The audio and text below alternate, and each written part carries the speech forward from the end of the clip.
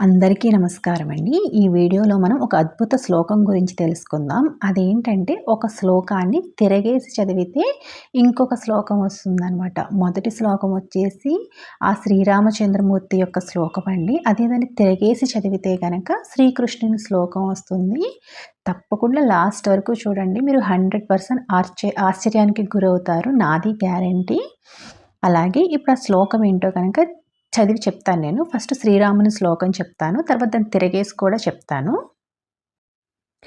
భూసుతా ముక్తిముదారహాసం వందే యతో భవ్యభవం దయాశ్రీ.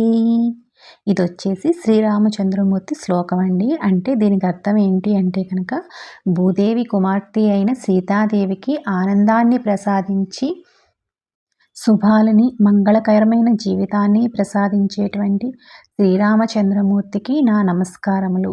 ఇదండి ఆ శ్లోకం యొక్క అర్థం. ఇప్పుడు దాన్ని తిరగేసి చదువుదాం. శ్రీ యాదవం భవ్య భవతోయ దేవం సంహారదా ముక్తి ముతాసుభాతం. ఒకసారి చెక్ చేసి చూడండి. ఖచ్చితంగా ఇందాక మనం చదివినటువంటి శ్లోకానికి రివర్స్లో ఉంటుంది.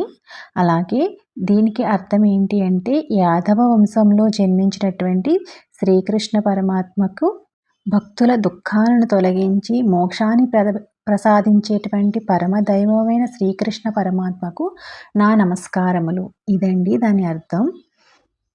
కాబట్టి ఒక్క శ్లోకాన్ని గనక మీరు నిత్యం పారాయణ చేయగలిగినట్లయితే ఆ శ్రీకృష్ణ పరమాత్మని అలాగే ఆ శ్రీరాముని అనుగ్రహం కూడా పొందవచ్చు.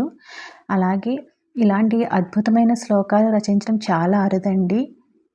కాబట్టి వీటిని నలుగురికి షేర్ చేయండి. వాటి గొప్పతనం అందరికీ తెలుస్తుంది. హోప్ మీ అందరికీ ఈ వీడియో నచ్చిందని అనుకుంటున్నాను. అలాగే మీ ఇష్ట దైవం ఎవరో కూడా తప్పకుండా కమెంట్ చేయండి. శ్రీకృష్ణ అయినా కానీ శ్రీరామ అయినా కానీ. అలాగే ఇలాంటి మరికొన్ని ఆధ్యాత్మిక సంబంధిత వీడియోస్ కోసం తప్పకుండా ఈ ఛానల్ సబ్స్క్రైబ్ చేసి పెట్టుకోండి. ఈ వీడియో మీకు నచ్చి ఉపయోగపడుతుంది అంటే కనుక తప్పకుండా లైక్ చేయండి.